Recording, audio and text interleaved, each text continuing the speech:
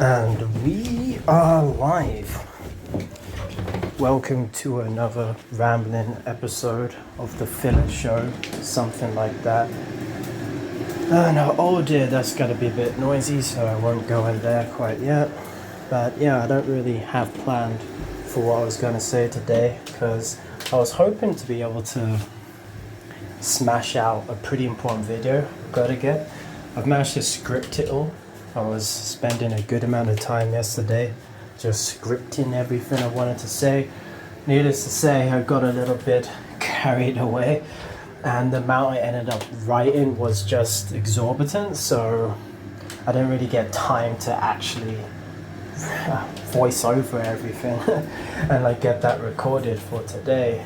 So instead, what I'm gonna do is I'm gonna go over that sometime this week, and I don't know how many videos worth of content that's gonna be, but I'll just split that up into how many videos there'll be, and if I can speak correctly, it will be the last of the no show slash news show slash filler show ever, possibly ever, I'm not sure.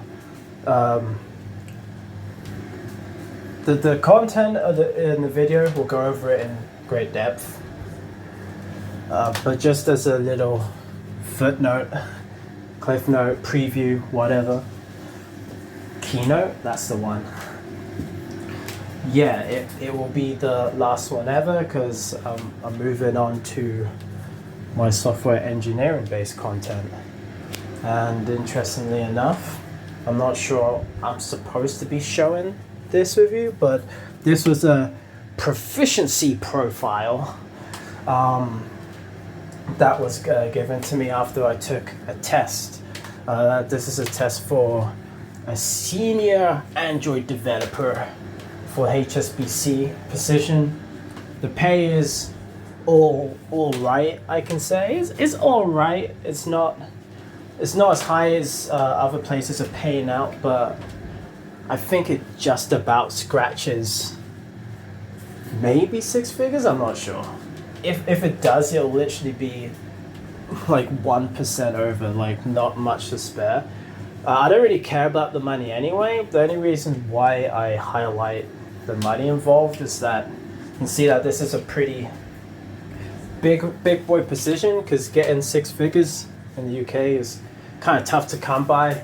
Even in software engineering, it's not really the easiest thing to come by. So it's a pretty big role, and they give us like a proficiency test to do.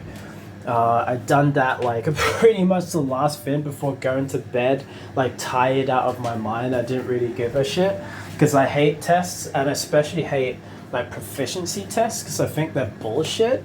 So I don't prepare for them to do any of that shit. Like honestly, like as soon as like the first few questions rolled by, I was prepared to fail that thing. I was like, I don't even care. Like, I just don't care. This is such a dumb test. But to my surprise, I actually done fairly well in the test. Scored 84 out of, I guess, 100. And that meant that I beat out 87% of people who have ever taken the test. So that's pretty cool. Like, hopefully that's enough. That's a high enough score to be able to get through to the interview stage. Don't know, but that would be nice. Just so I can just like land a job already. But the cool thing is that if I do get through to the interview stage, it's a final round interview. So that's something to look forward to.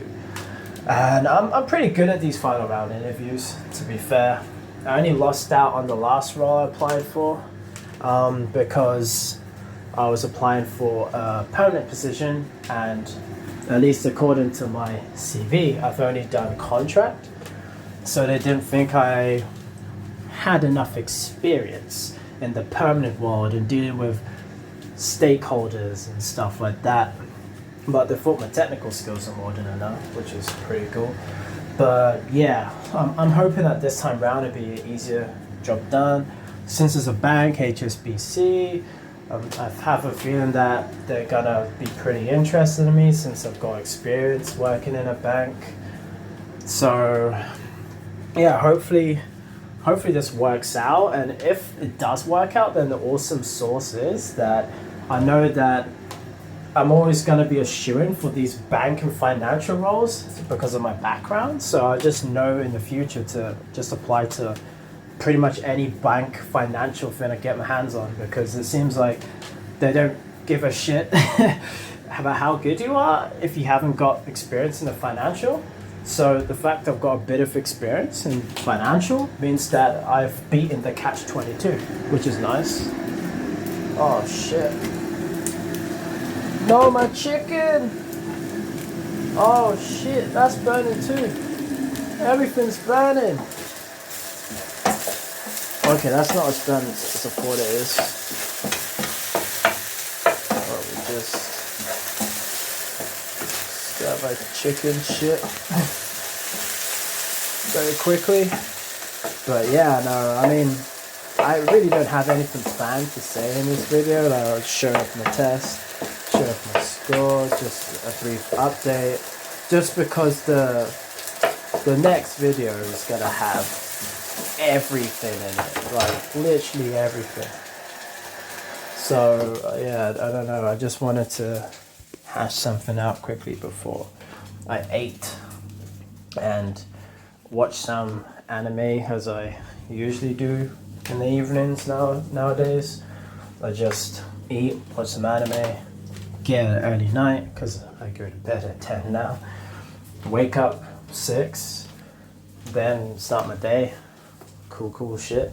But I'm actually gonna probably stop setting my alarm. So I really hate waking up to alarm. I think everyone does. It's like a cliche movie moment where the alarm goes off and the guy's like, "Ugh," slams his arm like off to the side and smashes the alarm clock.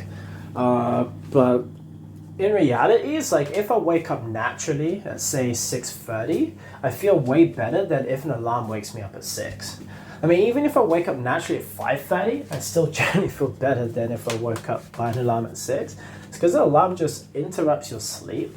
So one of the really great benefits to going to bed early and waking up early is that you can still set an alarm, but instead of setting it for when you want to wake up, you set it for the latest possible time that you have to get up before you get late for whatever you might be having to partake in the day. So that's pretty cool.